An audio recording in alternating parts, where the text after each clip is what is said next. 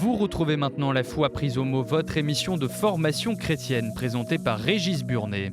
Aujourd'hui, Paul Ricoeur avec Olivier Abel, philosophe, et Pierre-Olivier Monteuil, chercheur associé au Fonds Ricoeur. Bonjour et merci de nous retrouver pour La foi prise au mot, votre rendez-vous de formation et de réflexion. Cette semaine, je vous invite à partir à la découverte d'un grand penseur dont l'importance reste considérable sur le christianisme, Paul Ricoeur. Philosophe, Ricoeur a fortement influencé l'éthique et la morale, la manière dont on lit les textes bibliques, la manière dont on écoute les récits de vie et accompagne la souffrance des patients aussi, la manière dont on se comprend soi-même. Alors, qui était donc Ricoeur et pourquoi sa pensée est-elle si cruciale pour le christianisme du XXIe siècle? Telle est la question que je vais poser à mes deux invités, qui sont deux spécialistes de Ricoeur. Olivier Abel, bonsoir.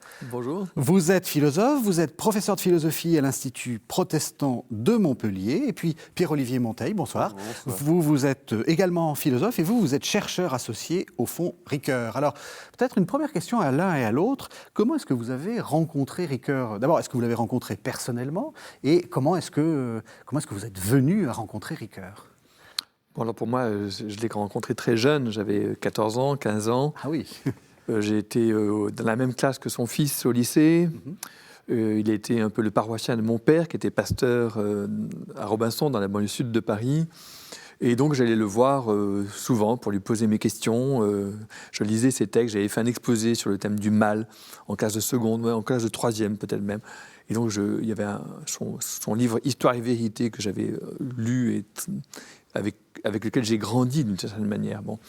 Donc, j'allais l'interroger. À côté de lui, au-dessus de lui, il y avait Henri-Irénée Maroux, l'historien. J'allais l'interroger aussi. C'est la communauté de la revue Esprit, vous savez, des murs blancs à Châtenay-Malabry. Donc voilà, j'ai eu la chance de grandir très proche de Ricoeur. Ouais. Et finalement, j'ai décidé de faire la philosophie. Finalement, j'ai fait ma maîtrise avec lui, puis mon doctorat avec lui. Enfin voilà, après, on est devenus amis. Ouais. Au début, voilà, j'étais son élève, je suis devenu son ami. Je ne dirais pas que je suis un spécialiste de la pensée de Ricoeur, j'ai trop grandi dedans, je manque de distance. Ça, c'est intéressant. Voilà. Une question un peu naïve, il était comment, Ricoeur? Moi, il se trouve que je l'ai rencontré, j'étais très frappé, c'était un philosophe gentil. Il était drôle. Oui. Il était extrêmement drôle. Oui. C'était un clown, Ricoeur. Quelqu'un qui faisait rire, il adorait les bons mots, il les répartit. J'ai essayé d'en rassembler quelques-unes, on aurait pu faire un livre uniquement des bons mots de Ricoeur. Il y en avait beaucoup, ouais, c'est ça. Et donc, un philosophe agréable, ce qui n'est pas... Très agréable. Quand on lit sa pensée, quelquefois, c'est un peu austère. Très attentif, très modeste, extrêmement modeste, et en même temps très ferme. Voilà, très...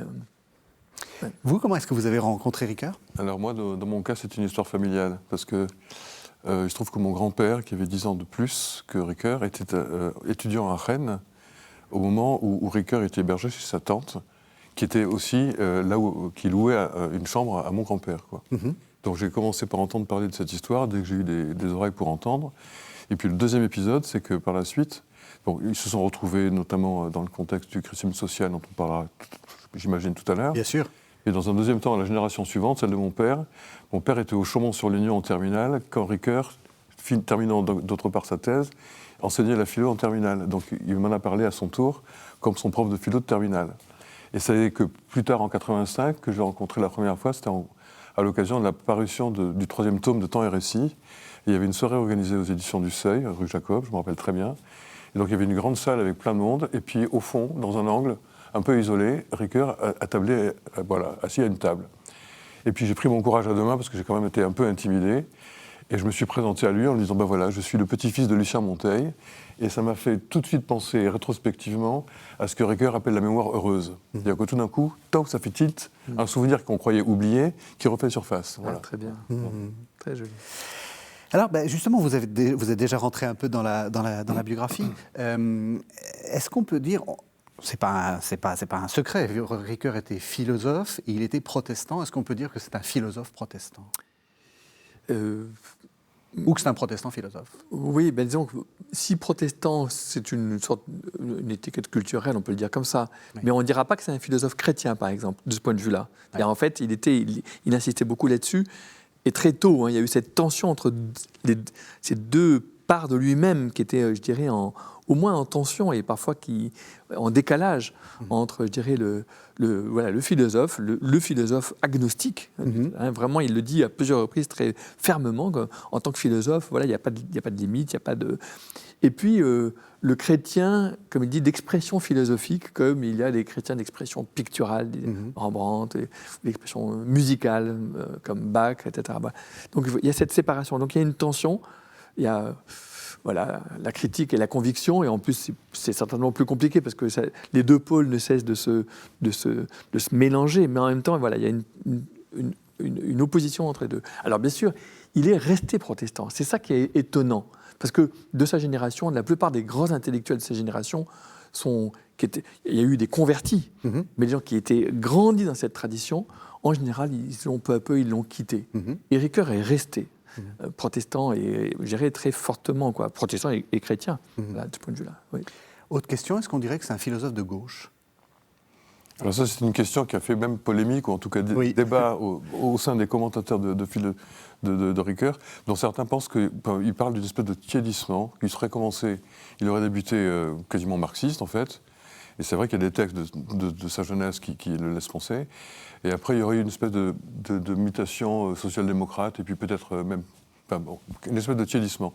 Moi, à mon sens, pas vraiment. Je dirais que ce qui a changé pour nous tous, y compris donc pour lui, c'est le contexte. C'est-à-dire que j'imagine mal qu'on développe des théories de la planification en plein contexte néolibéral, parce que c'est simplement pas possible, Donc il me semble qu'il a ajusté son angle de vue en fonction d'un contexte qui était lui-même en évolution, Et que me semble-t-il, d'ailleurs j'avais eu l'occasion de faire un travail là-dessus, qu'il y a deux choses dont il ne se défait pas.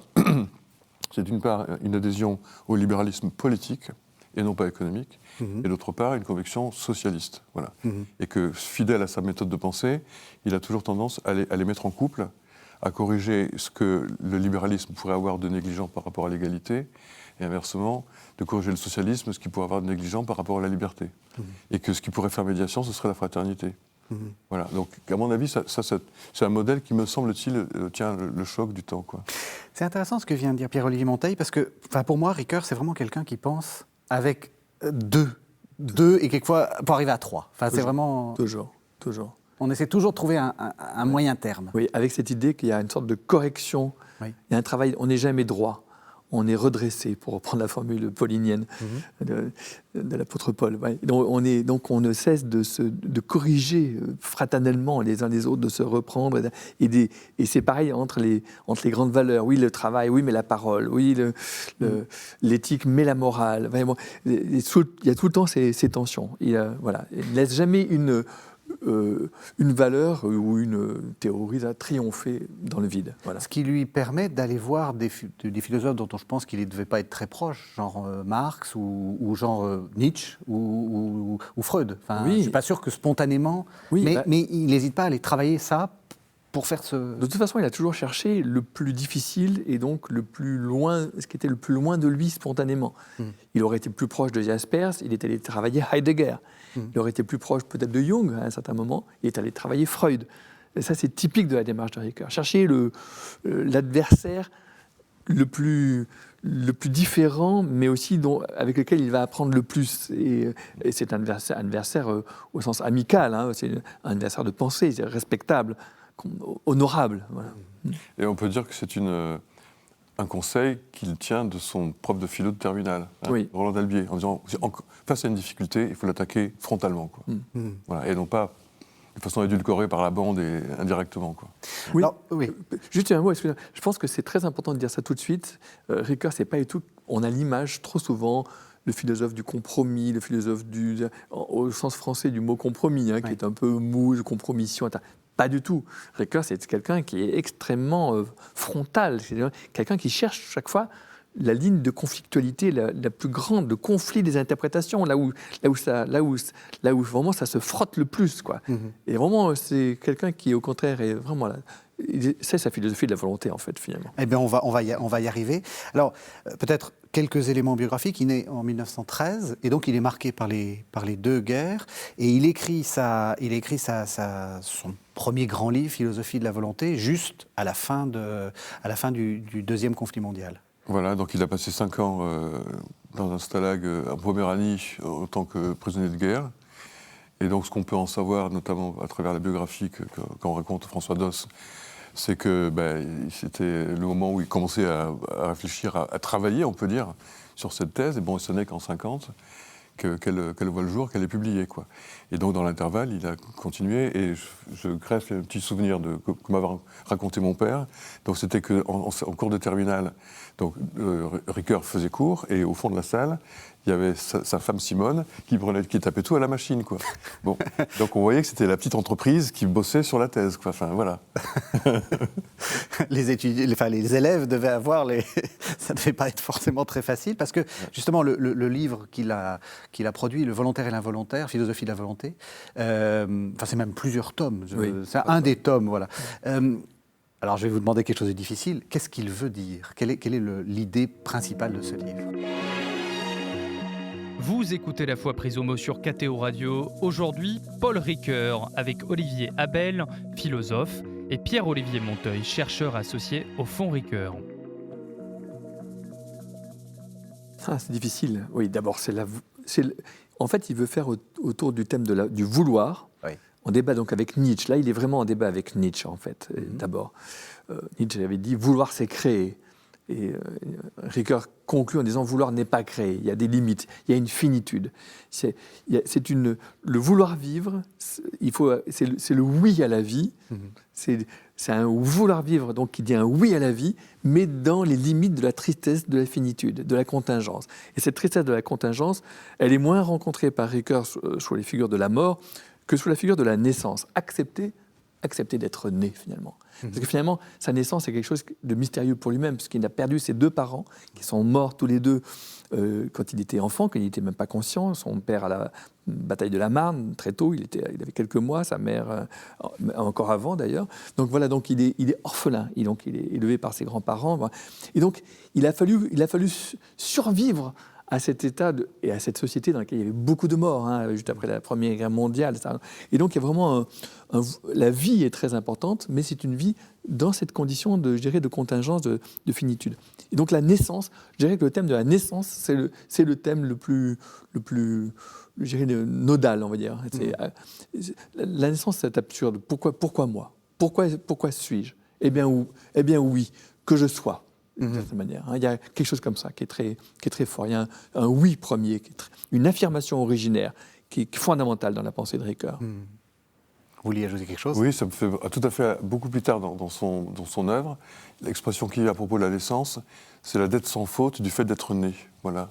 Redites, parce que c'est une expression... La dette sans faute du fait d'être né. Donc c'est une dette... Bon, ça c'est par rapport à l'allemand qui aurait tendance à en faire une faute, d'être en dette, puisque c'est le même mot. Bon, mais donc il s'agit bien d'expliciter que c'est une dette, mais qu'il n'y a pas de faute. Par contre, c'est une dette. Et donc c'est quelque chose auquel on répond. Et donc c'est là aussi un geste important chez Ricoeur et récurrent, c'est que la volonté n'est pas première. La volonté ne peut que répondre. Ah oui. Répondre de quelque chose, d'une naissance, d'un contexte. Et donc c'est aussi la pensée située, quoi. On n'est pas comme ça entre ciel et terre dans un truc abstrait. Ça se passe ici et maintenant, et justement, c'est la même chose que le volontaire et l'involontaire, c'est que notre volonté ne s'exerce que sur une charpente d'un corps qu'on n'a pas choisi, d'une époque qu'on n'a pas du tout choisi non plus, et des habitudes, de l'inconscient, etc. Donc toutes choses qui font qu'il y a un mixte indissociable de volontaire et d'involontaire. Et donc, pour être très clair, c'est pas une philosophie de la toute-puissance, de la volonté. Il me semble que ce serait... un souci constant de s'en prendre à cette prétention-là, quoi. Oui. Alors, et donc, en termes éthiques, et puis en termes de simple lucidité, quoi, de se désillusionner d'un certain nombre de prétentions de puissance. Bon, et puis je pense aussi que c'est une pensée post-totalitaire, oui. Donc, qui va faire son possible pour désamorcer tout ce qu'il peut y avoir de pulsions de mort, en disant, mais... gardons un peu de raison dans tout ça et voyons qui nous sommes et nous ne sommes pas tout-puissants, quoi. Oui. Avec cette idée du volontarisme totalitaire, nous allons créer l'homme nouveau, nous allons créer une ère nouvelle, nous allons tout changer. Voilà, on ne refait pas l'homme l'homme n'est pas malléable, enfin, on ne refait pas l'homme totalement, l'homme nouveau, totalement, justement. Et ça, c'est un point très important. Il dit dans un texte ultérieur, il dira pour rencontrer un autre que soi, il faut avoir un soi. Donc, on va y arriver. Oui, mais c'est-à-dire, justement, c'est important parce que on est né, c'est ce que vient de dire Pierre-Olivier exactement, on est dans une époque, on est né à une date, on est né dans un corps, il faut accepter sa finitude. Et c'est parce qu'on accepte cette finitude qu'on peut rencontrer autre chose que soi-même. Et donc, je crois que c'est une des raisons fondamentales pour lesquelles il est resté chrétien et protestant. C'était, il a grandi dedans. Et donc, il y a une sorte de reconnaissance de ce que nous sommes, quoi. Parce que, on est né. Il faut accepter d'avoir un soi. Et c'est une limite. Et d'ailleurs, je prolonge la partie autobiographique de tout à l'heure en termes de rencontre avec Ricoeur, où grâce à Olivier, j'avais eu l'occasion de le rencontrer pour faire un entretien pour la revue dont on s'occupait tous les deux, Autre-temps. Et avant d'attaquer vraiment l'entretien, je me suis rendu compte rétrospectivement que Ricoeur m'a fait un petit tour de sa philosophie politique, sans me dire comme ça gratis, un petit coup de tourisme politique. Bon. Et en fait, la première idée, c'était il n'existe de pensée que si tu es. Bon. Et il attendait que j'approuve, dire on est d'accord, on peut y aller, quoi. Donc c'était vraiment ça, quoi. Ouais. Vous avez parlé d'assentiment.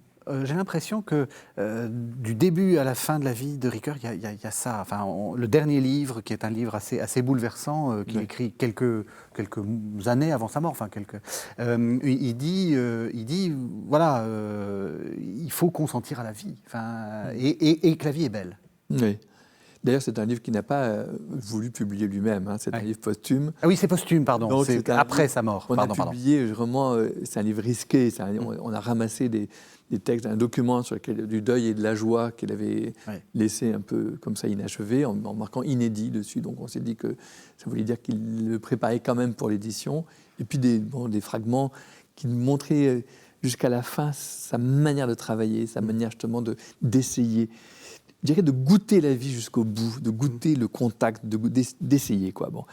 Et alors, oui, en fait, d'une certaine manière, on peut dire qu'il commence de manière assez nietzschéenne, c'est l'affirmation du vouloir, mais en fait, que dès le début, on voit que cette affirmation, c'est déjà, comme le disait Pierre-Olivier, une acceptation, une approbation. C'est ça, une approbation. L'affirmation devient une approbation, l'approbation devient un consentement. Oui, on passe d'une tonalité majeure à une tonalité plus mineure, on va dire. Mais en fait, elle y est depuis le début, mais disons que peu à peu, cette tonalité mineure domine, on va dire, cette dimension de consentement. Même si, dès le début, dans sa thèse, il parle du chemin vers le consentement. Il y a le oui comprend le non, comprend à la fois la révolte, mais aussi la résignation, la limite, etc. Donc, Et est-ce que vous diriez que c'est une approbation qui coûte ? Est-ce que vous diriez que la vie de Ricoeur n'a pas été facile ? Ah non, oui, je pense que vraiment il s'est... Parce que c'est ça aussi, on a l'impression d'un philosophe un peu olympien qui sans passion, sans rien. Non, je pense qu'il rencontre... On se rend compte dans ce livre qu'il y a le malheur d'être né orphelin, le malheur de perdre sa sœur chérie d'une tuberculose quand il a 17 ans. Donc vous voyez, il a des malheurs. Après, il se marie, etc. Mais il ne connaît même pas sa troisième enfant parce qu'il part à la guerre et il reste 5 ans captif donc en Poméranie. Et donc voilà, c'est quand même... Donc il rencontre ça. Après, en sortant des camps où il croyait avoir été en quelque sorte victime, il découvre la Shoah, il découvre les camps d'extermination, bien plus pire que ce que lui, il avait vécu, parce qu'il était prisonnier, mais il était officier. Il avait été préservé, en fait. Dans 5 ans de captivité, c'est pas drôle non plus. Non. Personne, on le souhaite à personne, mais il a vu que... Donc, il a mesuré le mal, je dirais, un mal d'ampleur collective. Le mal n'est pas qu'un problème de morale. Il a été délogé de la morale, il a été délogé aussi d'un certain moralisme protestant, on va dire, par ces grands événements collectifs. Il y a des problèmes de structure économique, de structure politique totalitaire, je dirais même de structure culturelle, on pourra y venir, c'est important. Et donc, il y a du malheur collectif. Et donc, il rencontre ce malheur. Et puis dans sa vie, après, il a continué à se battre, à rencontrer des difficultés, des belles intentions qui s'écroulent. Le coup de Budapest, chaque fois, il prend ça en pleine poire, quoi. Vraiment, c'est des choses dures pour lui. Et puis le suicide tardivement, en 86, le suicide de son fils, d'un de ses fils, d'un de ses 5 enfants. Voilà, c'était horrible. Enfin voilà, donc voilà, le malheur, il a connu. Et donc il a beaucoup médité le thème du mal. Qu'est-ce qu'on fait par rapport au mal ? Oui, et quand il dit que la vie est belle, que la vie est d'une splendeur. C'est une reprise.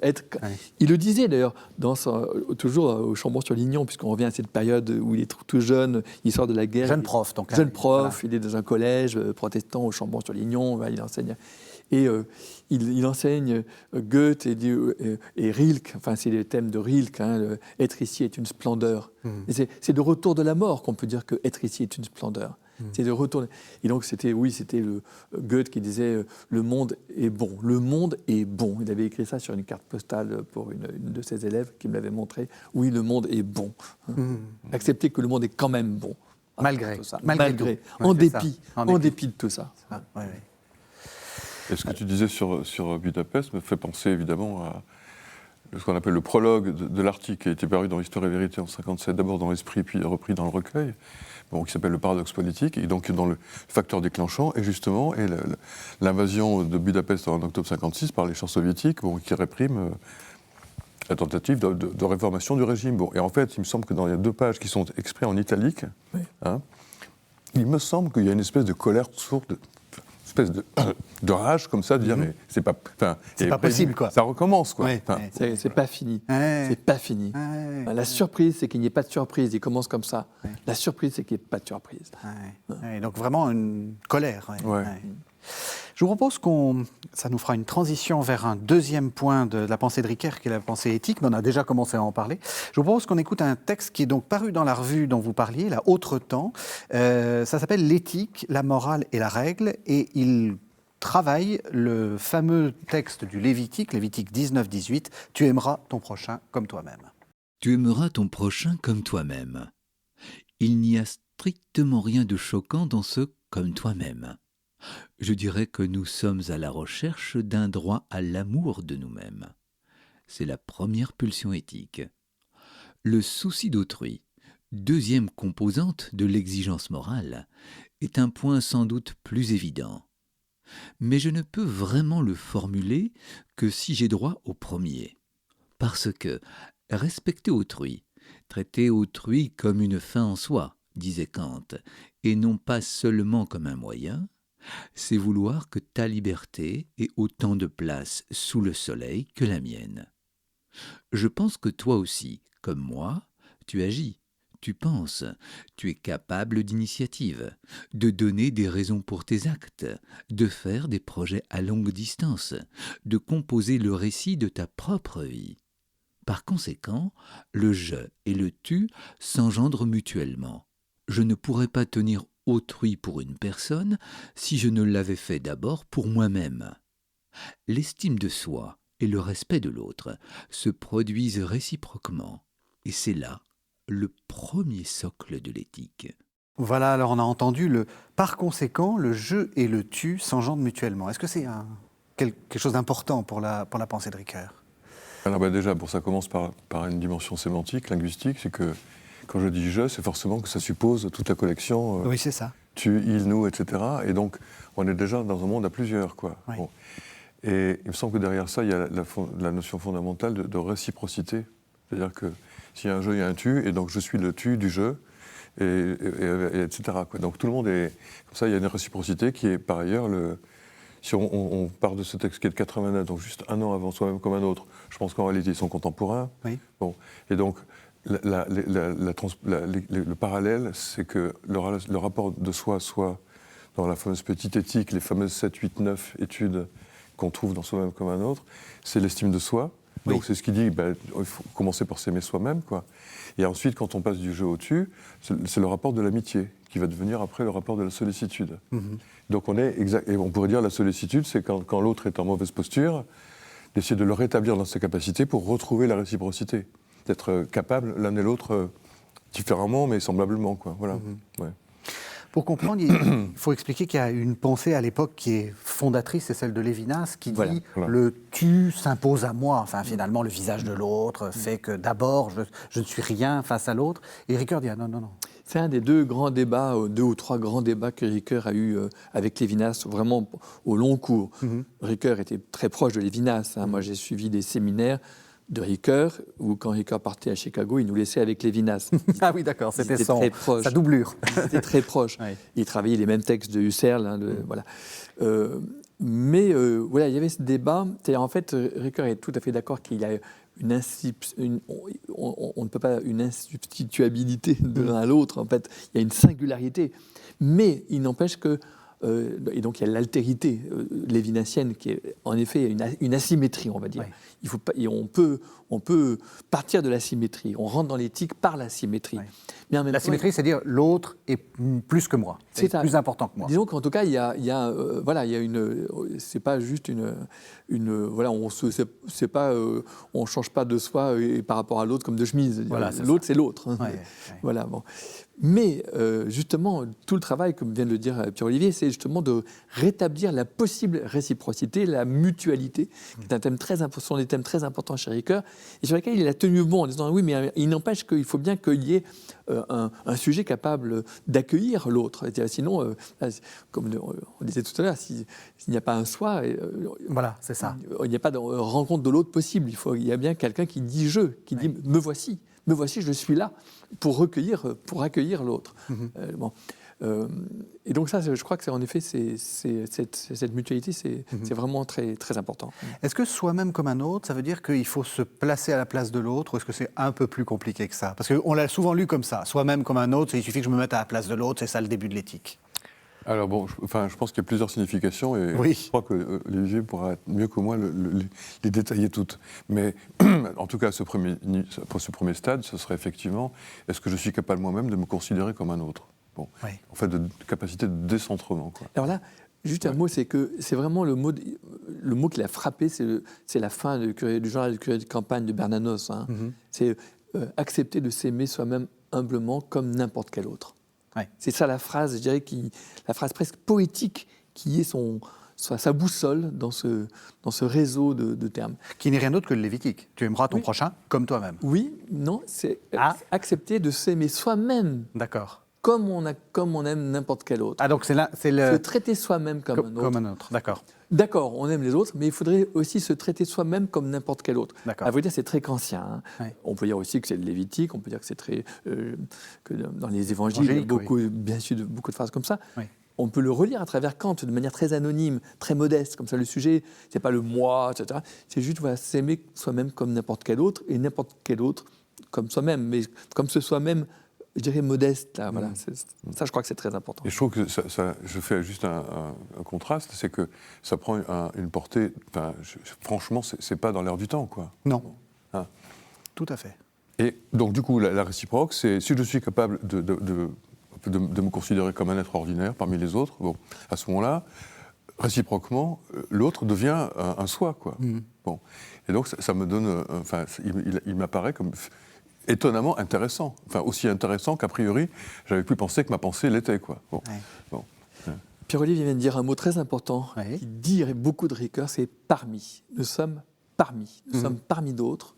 Nous sommes parmi des créatures. Il dit de manière très franciscaine, nous sommes des créatures parmi les créatures. Bon, ça, à la fin de sa philosophie de la volonté, nous sommes parmi d'autres cultures, d'autres civilisations. On n'a pas de monopole. Voilà. Et voilà, les sujets sont les uns parmi d'autres. C'est ce thème de la pluralité, justement. Et donc, on peut adopter le point de vue du je, du tu, du il, du nous, etc. Et donc, ça s'oppose à une posture surplombante. Oui. Je ne suis pas au-dessus de la mêlée, je suis avec les autres. Est-ce que ça peut s'articuler, je suis désolé, on va aller très vite, mais est-ce que ça peut s'articuler avec une pensée plus éthique et peut-être plus politique, ça? Est-ce que le but, c'est juste d'être soi-même et d'être bien avec les autres? Enfin, en gros, c'est une vraie provoque. Est-ce que Ricoeur, en disant ça, fait du développement personnel? Non, mais d'abord, il y a la troisième personne, le tu, il, le tiers. Et le tiers, c'est justement la place de l'anonyme et donc de l'institution. Oui. Et donc, justement, la place de tous les autres. Hein, justement. Il ne faut pas... le dialogue intersubjectif ne doit pas prendre toute la place. Il doit laisser la place à d'autres autres que les autres qui sont là. Et donc, justement, c'est quelque chose qui dénonce dans le personnalisme, en disant, ou en tout cas, que le je tue de... il dit, mais il manque le tiers, quoi. Il faut absolument... voilà. Oui. Le côté bubérien de Martin Buber. Voilà. Oui, c'est ça. Dans le personnalisme, occulter peut-être un petit peu ces dimensions institutionnelles. Et Emmanuel Mounier était en effet peut-être beaucoup moins attentif à cette question des institutions. Et les institutions, c'est très important pour Ricoeur, justement. Parce que, justement, il y a du conflit. Et donc, il faut l'organiser, il faut l'instituer pour que personne ne soit trop faible. Il faut de la règle, il faut du... Mais on part de l'éthique. Le premier étage de l'éthique, c'est le désir, c'est l'orientation vers la vie bonne. C'est ça, il faut vivre bien. Vivre bien et vous désirer... Avec les autres. Avec les autres, dans des institutions justes. Mais disons, il y a ce côté positif, ce côté d'orientation vers le bon. Et après, on rencontre la morale qui est justement, en voulant le bon, on peut faire le mal. Et donc, on va être rendu attentif par les règles, par les lois, par les institutions, au fait qu'il y a aussi du malheur possible. Donc, essayer d'entraver, de limiter. Après, la morale, c'est vraiment une philosophie, c'est la limite, on rencontre les limites. Et justement, de mettre en perspective cette préoccupation de la limite, donc, qui est celle de la morale, ou qui peut être celle de la règle, de la norme, de la loi, etc., sans jamais la réduire à une logique que j'appellerais de père Fouettard, quoi. Mais au contraire, de la restituer en perspective de ce qui lui a donné naissance, à savoir la vie bonne, l'aspiration à la vie bonne. Pour que, vu que nous sommes capables de nous entredéchirer au nom de notre éthique, de notre aspiration à cette vie bonne, de notre horizon, alors on a inventé la morale, mais la morale est au service de la vie des humains, quoi. Donc ce que vous dites, c'est que la morale, c'est les normes, et l'éthique, c'est l'aspiration à la vie bonne. Ce désir foncier de l'affirmation. Donc il faut distinguer les deux. Oui, l'éthique, c'est le désir du bon, et la morale. L'éthique, en gros, c'est Aristote, c'est Spinoza. C'est vivre bien. C'est le bonheur. Thomas d'Aquin, d'une certaine manière. La morale, c'est plutôt Kant, c'est plutôt les normes, les règles. La norme, mais entendue dans un sens très fort, quand même, très élevé. On pourrait même dire d'une certaine manière que c'est Lévinas aussi. C'est le côté, voilà, là, il y a une limite. L'interdit, tu ne tueras pas. Qui arrive sous un format négatif, bien sûr, et de limite.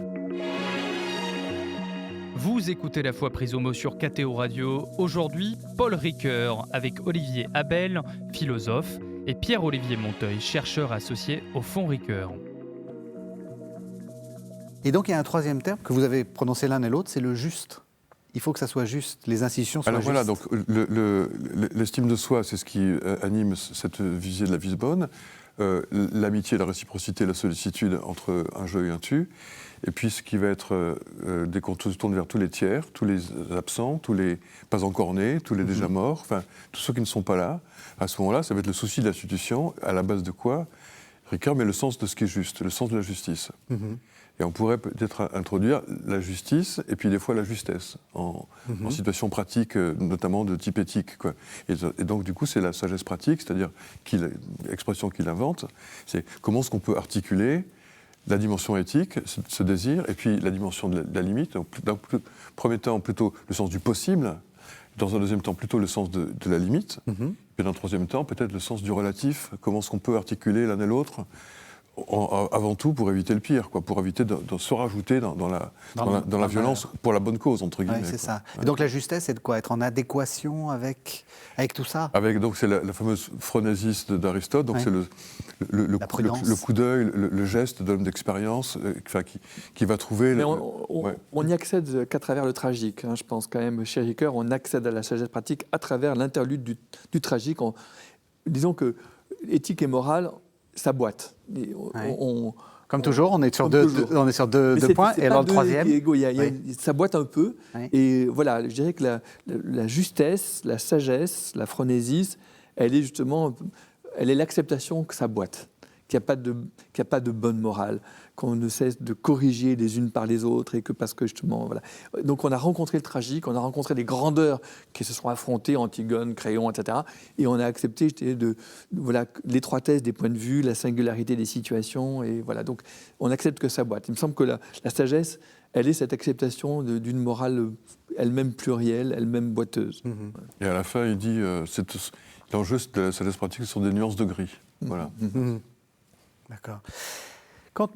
Quand on est face à ça, et ça va peut-être nous permettre de parler de l'herméneutique, qu'est-ce qu'on fait? On se raconte? On raconte des choses? On écrit l'histoire? On réécrit l'histoire? Je pense que cette espèce de pluralisme profond de la pensée de Ricoeur, qui est vraiment très, très, très profond, lui vient entre autres de la lecture des textes bibliques, qui sont eux-mêmes un massif littéraire extrêmement pluriel. Il y a des La grands Bible donne des leçons de tout. Voilà, il y a des romans, Joseph, il y a des mythes, il y a des chroniques, il y a des prophéties, il y a des lettres, il y a des poèmes, il y a des louanges, il y a des genres littéraires extrêmement divers. Et voilà, je pense que ce qu'on a, c'est un grand mot, le mot herméneutique, l'interprétation des textes, déjà, elle alimente un rapport à soi-même, un rapport aux autres, un rapport à Dieu qui est lui-même pluriel. C'est pas le même Dieu, le Dieu des prophètes et le Dieu de Moïse c'est pas le même. En tout cas, c'est pas le même rapport à Dieu. Donc, c'est même pas tout à fait sûr que ce soit tout à fait le même Dieu. Et donc, il y a de la tension entre les grandes traditions bibliques qui ont été canonisées ensemble dans le texte biblique et dans les 4 évangiles aussi. Il y a des tensions qui instituent cette pluralité. Ça, c'est très fort, je dirais. Et ce qui fait l'unité, c'est le récit. Alors on pourrait dire peut-être c'est là où c'est une tâche, quoi. C'est-à-dire qu'il faut s'en occuper, quoi. Ça ne se fait pas tout seul. Bon. Et bon, je crois que c'est le volontaire et l'involontaire où il dit ben voilà, le sujet est tension. Nous sommes tension, quoi. Bon. Et donc comme c'est un volontaire et involontaire pour commencer, quoi. Et donc à partir de là, ça ne peut être qu'une tâche. Bon, et je trouve que du coup c'est une responsabilité qui fait que ça ne va pas se faire tout seul, et quand on se désintéresse, ben ça se défait, quoi. Ouais. Donc, vous voyez, ce que vient de dire Olivier, ce n'est pas une tâche, c'est une promesse. Oui, c'est pas qu'un récit. Oui. Les récits sont eux-mêmes pluriels, il n'y a pas de récit des récits, il n'y a pas de récit qui pourrait tout comprendre. Oui. Et puis, il y a cet inachèvement qui ouvre vers des promesses qui sont elles-mêmes inaccomplies, inachevées. Oui, parce que là, je fais allusion donc, à sa grande trilogie sur l'herméneutique. Hein, et effectivement, c'est assez frustrant parce qu'il fait une grande théorie de qu'est-ce que c'est qu'interpréter, qu'est-ce que c'est, à quoi ça sert les textes, etc. Puis à la fin, on a l'impression qu'il faut sortir du récit, au fond. Oui, en fait, non, Temps et récit se terminent par des conclusions qui font 50 pages. Ricoeur a mis une année entière pour rédiger des conclusions dans lesquelles il déconstruit tout ce qu'il a fait précédemment, et notamment il déconstruit l'identité narrative qui est tellement importante. Oui. Donc l'identité, elle est narrative, elle se raconte, elle est racontée par les autres aussi. Pour dire bref, c'est-à-dire que je me définis d'abord par le récit que je fais de moi-même. Voilà, mon identité n'est pas une identité immuable, une identité identique à elle-même, c'est une identité qui évolue, qui bouge. D'ailleurs, comme l'identité de Dieu dans le texte biblique, il bouge, il est jaloux, puis après il se réconcilie. Vraiment, ça bouge, et c'est narratif, ça se raconte. Et donc voilà, l'identité est narrative, donc il y a une composante narrative de l'identité. Mais justement, à la fin, dans ses conclusions, il montre qu'il y a des composantes, qu'il y a des limites du récit, et qu'il y a aussi des composantes non narratives de l'identité. Donc il n'y a pas que l'identité narrative chez Ricoeur. Et ça, je crois que c'est très important à comprendre. Mais l'identité narrative est très importante, mais justement la dimension justement de la promesse, par exemple, c'est très important aussi. Ça fait partie de l'identité aussi, ce que je promets. Oui. Alors oui, ça, c'est la chose importante, c'est être à la hauteur de ce qu'on disait. Enfin, aujourd'hui, de ce qu'on disait hier. Voilà, et donc nous savons, Ricoeur nous le rappelle, qu'on n'est pas à la hauteur de nous-mêmes. Oui. Bon, donc il y a de la faillibilité dans l'air, si j'ose dire. Oui, voilà. Il a une formule extraordinaire, il dit « Qui suis-je, moi, si versatile, pour que néanmoins tu comptes sur moi ?» C'est une formule extraordinaire parce que c'est que « Qui suis-je » Qui suis-je, moi, si versatile ? Alors, on va dire identité narrative. Oui, je bouge, je me raconte. Pour que néanmoins, tu comptes sur moi. Donc, j'ai besoin de l'autre. C'est parce que l'autre compte sur moi, compte sur ma promesse, sur le fait que je vais tenir mes promesses, que je me constitue. Ouais. Et c'est là où on retrouve toute la dimension relationnelle de la capacité. C'est-à-dire que, on va dire, l'homme, donc c'est ça, son grand travail d'anthropologie philosophique, donc ce qu'on a appelé l'anthropologie de l'homme capable, qui va progressivement mener à la capacité de promettre, de rendre des comptes, de la responsabilité, mais qui commence par la capacité de faire, parler, raconter, se raconter, qui sont les composantes, on peut dire logiques, pour être capable de rendre des comptes en responsabilité. Bon. Mais que chacune de ces capacités n'existe qu'en regard d'une vulnérabilité qui tient de ce qui se passe dans le contexte, et en particulier, est-ce que l'autre compte sur moi ou pas ? Bon. Et donc si c'est oui, alors à ce moment-là, je me sens approuvé et je suis d'autant plus capable, quoi. Voilà. C'est intéressant, approuvé. C'est-à-dire que la réciproque de ma capacité à tenir mes promesses, c'est que l'autre approuve. Voilà, et là aussi, je trouve une importance particulière à notre époque, c'est-à-dire que c'est tout sauf l'individu autoproclamé qui s'affirme dans sa grandeur, etc., tout seul, quoi. Oui, c'est l'individu qui dit « je suis je suis pas capable de tenir mes promesses, mais je t'en fais quand même une que je vais essayer de tenir. Voilà, et c'est l'autre qui compte sur moi qui va m'y aider, quoi. C'est ça, c'est ça. Alors je vous propose qu'on fasse une deuxième pause et qu'on écoute alors en fait un texte qui a été écrit après le troisième livre que j'aimerais qu'on évoque de Paul Ricoeur, La mémoire, l'histoire, l'oubli. Ça s'appelle Le bon usage des blessures de la mémoire et c'est écrit en 2005. Le bon usage des blessures de la mémoire commence par l'exercice du travail de la mémoire. Son caractère laborieux, comme l'indique le mot, est une lutte sur deux fronts. Le premier obstacle à combattre est l'oubli. Non pas cet oubli inexorable dû à l'effacement lent et sournois des traces de toutes sortes du passé, dans notre cerveau, notre esprit, nos archives, nos monuments, et jusque dans les traits de notre paysage et de notre environnement.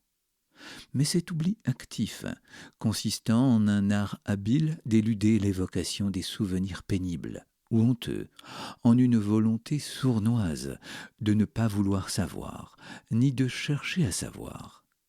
En ce sens, le travail de mémoire demande du courage face aux tentations d'un oubli qui travaille au service de l'effacement final. C'est ici que l'œuvre muséographique trouve une de ses justifications. Sauver les traces, les chercher là où elles sont déjà enfouies ou simplement recouvertes par l'inévitable renouvellement de notre environnement. Il faut des lieux, des établissements, des institutions en charge de rassembler, protéger, accompagner d'un discours pédagogique les vestiges des activités et des souffrances d'autrefois. Alors, peut-être pour resituer un peu, ce livre a fait polémique. Moi, je me souviens, quand il est sorti, on a dit, mais Ricoeur dit qu'il faut oublier, ou alors critique le côté mémoriel, parce que c'est vrai qu'on est dans beaucoup de mémoriels, et récemment, on a... Il faut peut-être resituer le problème. Il parle de blessures de la mémoire et aussi des vertus de l'oubli. Oui, et puis il y a eu une grosse discussion avec Badiou. Donc Alain Badiou, qui est un philosophe français. Bon, et notamment, alors pour rester ponctuel, le truc c'était par rapport au devoir de mémoire. Donc on dit Ricoeur est contre le devoir de mémoire. Et en fait, me semble-t-il, c'est avant tout une précision sémantique, c'est-à-dire que le devoir ne peut s'exercer que sur un acte volontaire, alors que la mémoire n'est pas un acte volontaire.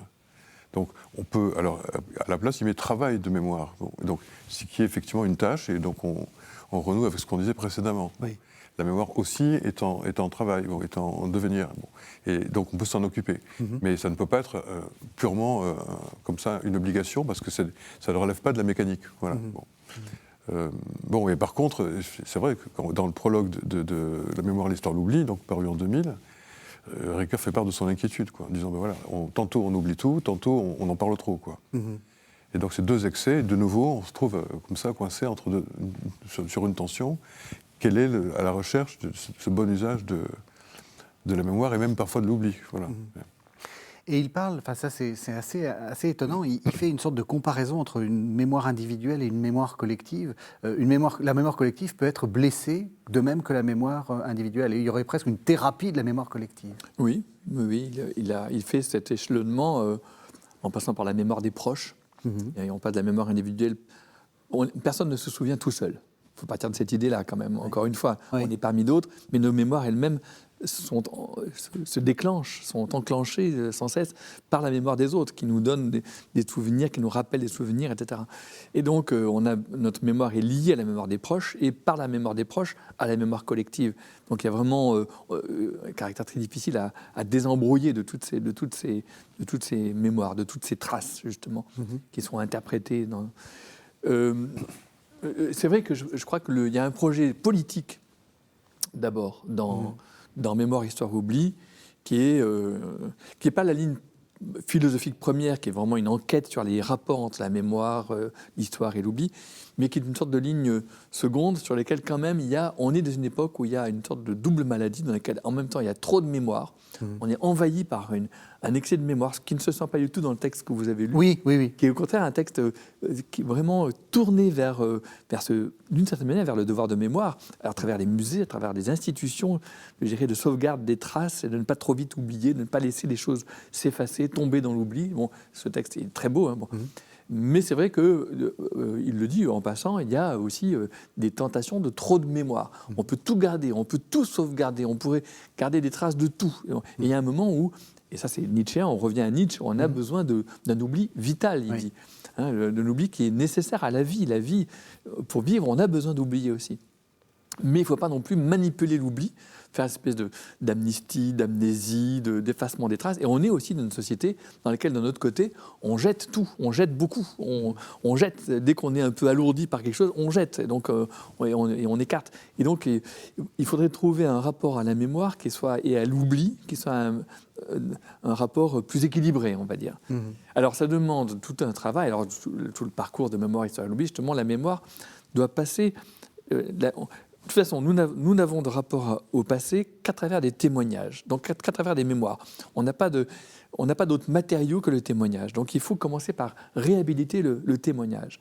Or, l'attestation, ça c'est un point très important de la dernière pensée de Ricoeur, c'est que finalement, autrefois, à une époque où on était trop crédule, on croyait n'importe quoi. Oui. Aujourd'hui, on est devenu beaucoup trop soupçonneux et incrédule à tout. Et donc, il faut des doses de témoignages de plus en plus énormes et de plus en plus véhéments pour qu'on y croie un petit peu. C'est dangereux, en fait. Ouais. Bon. Donc, on manque de cette confiance dans le langage ordinaire, cette fiabilité dans le langage qui est l'élément du témoignage. Et donc, il y a des témoins qui essayent de dire des choses, mais qui ne sont pas entendus, dit Ricoeur. Donc voilà, il y a d'abord cet éloge du témoignage. Et après, à partir de ce témoignage, en mémoire, on vient à l'histoire, mais par un travail de sortie de son... Je suis témoin, mais j'accepte qu'il y a d'autres témoins qui vont dire autre chose et qu'il puisse y avoir même peut-être des contradictions entre nos témoignages. En tout cas, il y a une pluralité des témoignages. Et là, on rentre, je dirais, sur la scène historique dans laquelle il va falloir recouper des sources, recouper des témoignages pour comprendre réellement, effectivement, ce qui s'est passé. Donc, il y a vraiment un travail de l'histoire. Donc, travail de la mémoire, travail de l'histoire... pour accéder à un oubli qui ne soit pas un oubli, je dirais, de refoulement, oui, c'est ça. Dans lequel en fait, les choses ne sont pas finies, elles sont juste été refoulées, mais ni non plus la simple usure qui efface tout, mais vraiment un oubli heureux, un oubli dans lequel en même temps, c'est des choses qui sont acquises, des choses qui sont comprises dans ce que nous sommes. Je veux juste indiquer un autre aspect de la dimension politique de la mémoire, l'histoire de l'oubli. C'est ce que propose Ricoeur, en particulier pour l'histoire européenne, pour nous autres les Européens, donc, dont il souligne que nous sommes un champ de bataille depuis des siècles et des siècles. Bon. Oui. Et donc comment essayer de contribuer à essayer de faire un peu cicatriser tout ça. Et donc c'est ce qu'il appelle, c'est la notion d'échange de mémoire. Est-ce que nous sommes capables, nous les Français, d'écouter par les Allemands raconter l'histoire que nous avons vécue, mais pas du même côté de la bataille, quoi. Et réciproquement. Et donc l'idée, ce serait, voilà, on pourrait dire, c'est le même geste que soi-même comme un autre, mais appliqué à la dimension mémorielle, quoi. Et ça, c'est très intéressant parce qu'on voit que, vous savez qu'on a beaucoup de téléspectateurs qui sont africains, ils seront sensibles à ça. C'est vrai que du côté européen, on a aussi peut-être à entendre ce qu'a vécu toute cette dimension de l'esclavage, entendre la parole des témoins. C'est très important parce que Ricoeur sort de la guerre et il découvre, et il s'est dit, est-ce que nous ne sommes pas dans nos colonies les nazis contre lesquels nous avons dû nous défendre ici. Et donc il rétro-projette sur la situation coloniale, et c'est très original. C'est très audacieux. 46, 47, c'est très audacieux. De dire, nous sommes peut-être, nous, les nazis d'autres. Oui. C'est étonnant, c'est une parole étonnante. Donc voilà, il a cette espèce mais en fait, il me semble que ce vers quoi il va, ce que tu disais, c'est ce qu'il appelle l'hospitalité narrative. Faire place dans mon récit à la possibilité d'autres récits. Oui, ne pas m'enfermer dans mon mono-récit, mais cette hospitalité langagière qu'on a dans la traduction, dans le rapport à la langue des autres, à la pluralité des langues, l'avoir à la pluralité des récits. Donc voilà, l'hospitalité narrative. Mon récit va être accueilli par d'autres, j'accueille le récit des autres, la possibilité du récit des autres dans mon récit. Alors on arrive malheureusement à la toute fin de l'émission. J'aimerais vous poser une question assez simple pour les gens qui veulent connaître Ricoeur. Qu'est-ce qu'il faut faire? Alors peut-être une chose quand même, parlez d'abord du fonds Ricoeur. Donc vous êtes chercheur associé au fonds Ricoeur. Qu'est-ce que c'est? Alors c'est un lieu qui se trouve dans le 14e arrondissement de Paris, donc 83 boulevard Arago. Et en fait, ça représente la façade, c'est la faculté de théologie protestante de Paris. Et ensuite, donc avec une petite cour d'entrée, on traverse les bâtiments. Et puis derrière, il y a un petit jardin. Un très beau jardin. Un très beau, mais oui. voilà, à la parisienne, donc c'est pas Versailles, quoi. Mais, et donc l'idée, c'était que dans un premier temps, il y avait la bibliothèque de la faculté de théologie protestante qui est voisine. Bon. Et puis, pour accueillir le fonds Ricoeur, a été construit un étage supplémentaire. Donc c'est, voilà, le dernier étage, le deuxième étage, avec donc le fond, quelques vitrines de présentation d'objets caractéristiques, de traduction, etc. Et puis la fameuse reproduction du tableau de Rembrandt, qui est cher à Ricoeur, où on voit justement le philosophe, le poète et le politique, bon, et qui sont la triade qui lui importe. Bon. Et après, toute la bibliothèque de travail de Ricoeur, qui était aménagée dans le sens, en fait, de mettre en espace la bibliographie de chacun de ses livres. D'accord. Comme ça, on voit quels ont été les bouquins mobilisés pour produire le volontaire et l'inventaire, etc. En fait, c'était un petit peu l'ordre qu'il y avait chez lui, parce que... Ah, il faisait sa bibliothèque en fonction de ses bouquins. Non, mais il y avait un ordre qui est évolué, hein, D'accord. en fait. Donc, au début, quand j'enseignais à la faculté à Paris, j'étais professeur à Paris, à l'Institut protestant à Paris, il a dit, je vais vous donner mes archives et mes livres, mais pour les mettre... dans le fond commun. Et c'est à ce moment-là qu'on a dit non, mais c'est trop dommage de le mettre parmi les autres livres. On va faire un fond dans lequel il y aura ta bibliothèque. À ce moment-là, je le tutoyais, ta bibliothèque, mais presque dans la même configuration que c'est chez toi. D'accord. Ton bureau, c'est la philosophie classique. Ta chambre, c'était la philosophie antique. Et puis, il y avait des cercles de lecture liés à tous ces livres. Et donc, les derniers cercles sont vraiment la bibliographie de Ricoeur pour toute l'œuvre de Ricoeur. Alors, si on veut rentrer dans l'œuvre de Ricoeur, par quoi il faut commencer? Quel est votre conseil de lecture? Moi, je trouve que c'est la critique et la conviction. Parce que c'est un entretien. Bon, c'est un entretien qui était parfaitement réécrit, etc. Donc, c'est pas du tout du verbatim. Hein. C'est quelque chose qui était écrit. Bon. Mais par contre, ça se présente comme un entretien, un dialogue avec deux philosophes qui travaillaient avec lui à la revue de métaphysique et de morale. Bon. Et en fait, ça a été fait en 94 et c'est paru en 95. Donc, on a presque tout Ricoeur, je dirais. Après, il manque 95, 2004, 2005. Bon. Mais je trouve que c'est thématique et donc c'est une entrée confortable dans une œuvre qui est difficile d'accès, quoi. Enfin, Vous le reconnaissez. ouais. Et vous, qu'est-ce que Non, c'est une bonne idée. Je n'y ai pas pensé, parce que pour moi, ce n'est pas un livre de Ricoeur, Oui. pas un grand livre de Ricoeur, mais c'est vrai que c'est une très bonne introduction. Et si on veut rentrer dans un grand livre de Ricoeur? Non, les grands livres de Ricoeur, ils sont difficiles. Il y a un tout petit livre qui s'appelle Amour et justice, et 3 petites études pour des gens qui ont un peu une culture biblique. C'est vraiment un tout petit livre qui coûte rien, qui coûte 5-7 €, et c'est une petite introduction qui est très bonne. Voilà. Amour et justice. Amour et justice. Merci à tous les deux. Merci de nous avoir fait découvrir la pensée de Paul Ricoeur. Merci quant à vous de nous avoir suivis. Vous savez que vous pouvez retrouver cette émission sur le site internet de la chaîne www.ktotv.com. On se retrouve la semaine prochaine.